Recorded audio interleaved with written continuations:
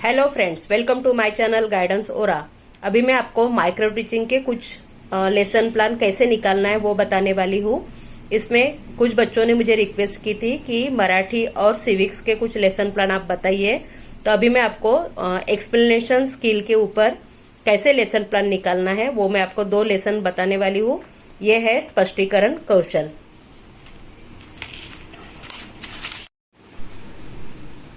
यह है स्पष्टीकरण कौशल का पहला लेसन प्लान है। ये मैं आपको अभी बताने वाली हूँ कि कैसे लिखना है करके। सबसे पहले स्किल का नाम ऊपर लिखना है, जैसे एक्सप्लेनेशन स्किल है ये। फिर विषय है मराठी, फिर विषयांश है पत्र लेखनाचे प्रकार। यहाँ पे क्लास लिखना है, यहाँ पे टाइम लिखना है और यहाँ पे डेट लिखनी है। उसके बाद ये 2 कॉलम रहेंगे। एक में रहेगा टीचर और स्टूडेंट्स एक्टिविटी का कॉलम रहेगा, दूसरा रहेगा कौशल के उपघटक, यानी इसमें जो उपघटक आने वाले हैं उसका एक कॉलम रहने वाला है। यहाँ पे इस लेसन के लिए जो भी टीचर और स्टूडेंट एक्टिविटी करेंगे वो सारी एक्टिविटी इस कॉलम में आएंगी और यहाँ पे उसके उपघटक आएंगे। जो स्पष्टीकरण कौशल के जो उपघटक है वो यहाँ पे आएंगे। जैसे यहाँ पे टीचर कुछ क्वेश्चन स्टूडेंट्स को पूछ रही है। जैसे हमारा विषयांश का है पत्र लेखनाचे प्रकार, यानी पत्र लेखन के प्रकार यहाँ पे टीचर एक्सप्लेन करने वाली है। तो एक्सप्लेन करते वक्त जो स्टार्टिंग करने वाली है वहां पे आएगा प्रास्ताविक विधान।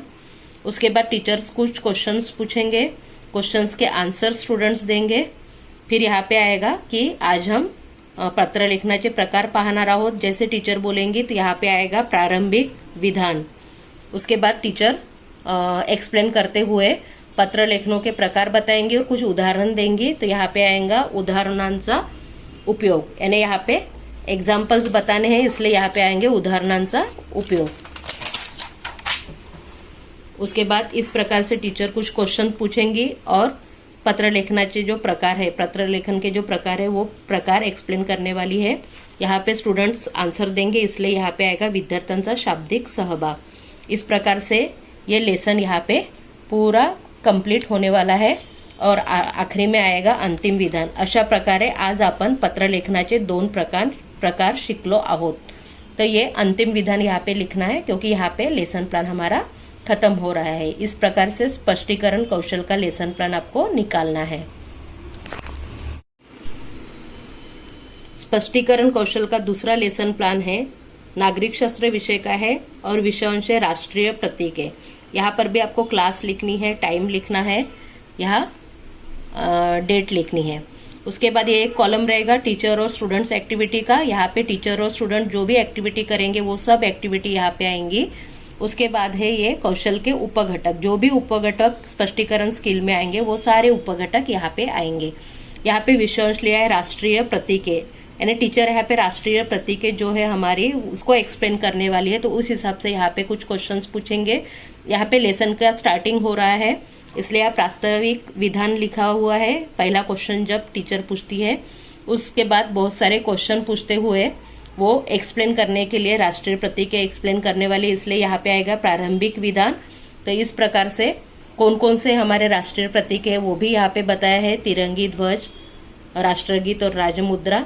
उसके बाद उन्होंने बताया है कि तिरंगे ध्वज की जानकारी यहाँ पे टीचर देने वाली है और कुछ टीचिंग एड्स दिखाए, इसलिए यहाँ पे दृक श्राव्य साधनांचा उपयोग, क्योंकि यहाँ पे टीचर ने कुछ टीचिंग एड्स दिखाए हैं, तिरंगा यानी झंडा दिखाया है, उसके बाद राजमुद्रा दिखाई है, इसलिए यहाँ पे आएगा दृक श्राव्य साधनों का उपयोग।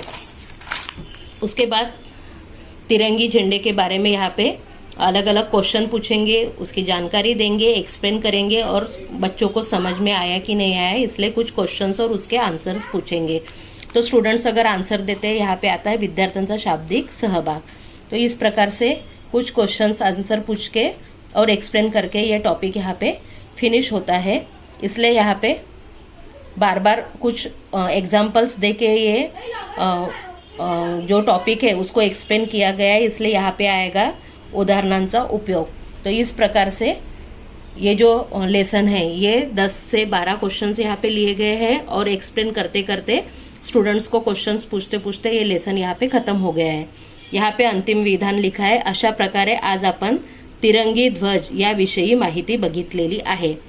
यानी राष्ट्राचे जो प्रतीक है, राष्ट्रीय प्रतीक है, उसमें से तिरंगे ध्वज के बारे में यहाँ पे जानकारी ली है। तो इस प्रकार से ये स्पष्टीकरण कौशल का जो लेसन है माइक्रो टीचिंग का, वो यहाँ पे खत्म हो जाएगा। स्पष्टीकरण कौशल का जो ऑब्जर्वेशन चार्ट है वो कैसे लिखना है, उसको कैसे फिलअप करना है, वो मैं अभी आपको बताने वाली हूँ। इसमें आपको 4 चार्ट आपको फिलअप करने हैं। उसमें से पहला चार्ट है, दूसरे बच्चे जो लेसन लेते हैं उनको ऑब्जर्वेशन करके आपको ये चार्ट फिलअप करना है। तो यहाँ पे एक दूसरे स्टूडेंट का नाम लिखा हुआ है और उसने जो सब्जेक्ट लिया है इंग्लिश वो लिया है और उसका विषयांश लिया है। How to change the voice, जो उन्होंने विषयांश लिया है वो विषयांश यहाँ पे लिखा है। तो यहाँ पे जो उपघटक है स्पष्टीकरण के, ये 8 उपघटक है।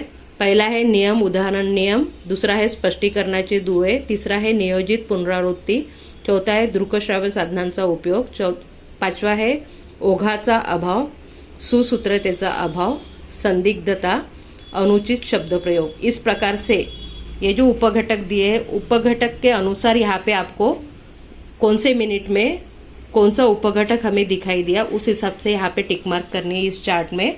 और आखिरी में आपको ये रिमार्क देना है कि वो लेसन आप जो लिया है बच्चे ने वो कैसे लिया है, कनिष्ठ, साधारण, चांगला, उत्तम, उत्कृष्ट। फिर उस जो लेसन ले रहा है उसकी यहाँ पे साइन लेनी है।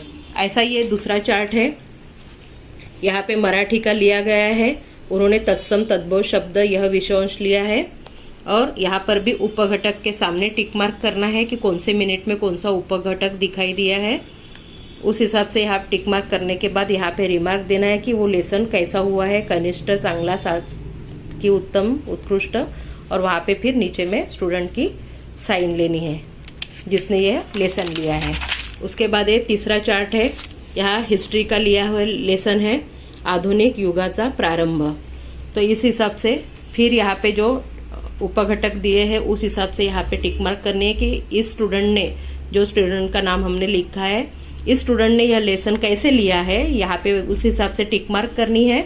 और सबसे आखिरी में रिमार्क देना है कि वो लेसन कैसे हुआ है, फिर उसकी साइन यहाँ पे लेनी है। फिर ये चौथा चार्ट है ऑब्जर्वेशन स्पष्टीकरण कौशल का। इसमें भी उस स्टूडेंट का नाम आएगा, विषय आएगा और उसने जो लिया है पाळीव पोपटास, ये जो लेसन लिया है उसके बारे में यहाँ पे आपको ऑब्जर्वेशन करना है। ये जो उपघटक है ये उपघटक कौन से मिनट में है उस हिसाब से यहाँ पे इस कॉलम में टिक मार्क करनी है। और आखिरी में आपको रिमार्क देना है कि ये लेसन कैसे हुआ है, जैसे यहाँ पे साधारण, और फिर उस स्टूडेंट की यहाँ पे साइन लेनी है।